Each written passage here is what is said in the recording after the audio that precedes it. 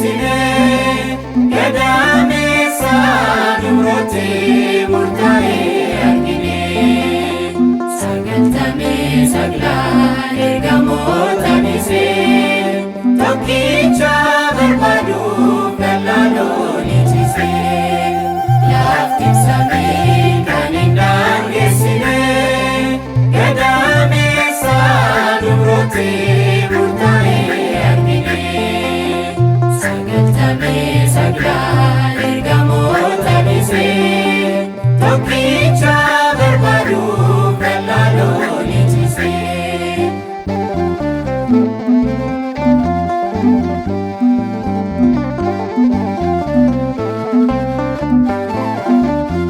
Reekaan samiif lafaa waliin michoomanii moototaaf loleewwan waliin qixxaatanii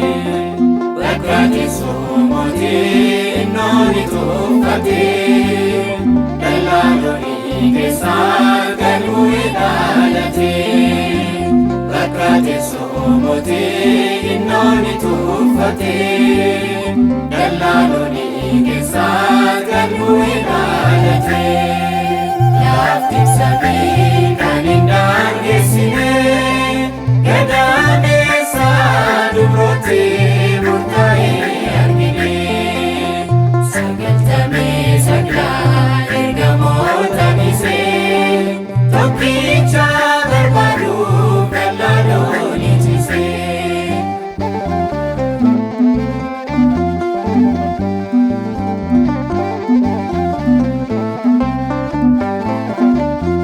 Raajonni hamidhaan sooman kan eeganii waaqni namaa ta'ee yerichi keenyanii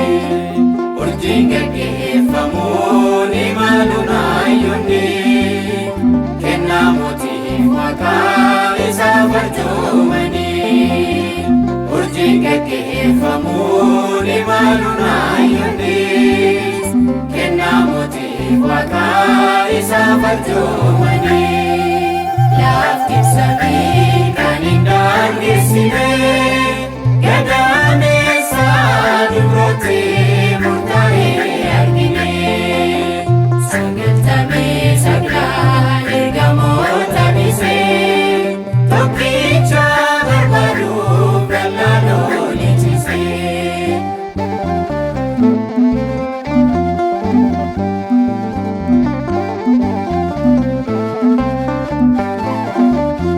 Haalli dhaloota isaa miti kan barame sanyii dhiiraa malee dureerraa argame dhufee nurraa dhiquuf cubbuu karaa baay'ee waaqni namaa ta'ee daabiloos eeyyamee dhufee nurraa dhiquuf cubbuu karaa baay'ee waaqni namaa ta'ee daabiloos eeyyamee lafti samii kan hin daangeessine gadameessa dumrooti murtaa'ee argine sagaltamee saglaan ergamoota dhiisee tokkicha barbaaduuf dallaaloo dhiichisee.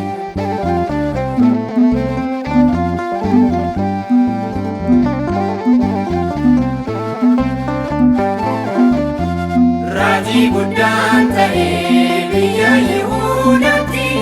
asitti dhaalatee hangafa naagaatti maqaan isaa gorsaa abbaa baraa baraa moofaa nurraa mulqee nu taasisee haraa maqaan isaa gorsaa abbaa baraa baraa moofaa nurraa mulqee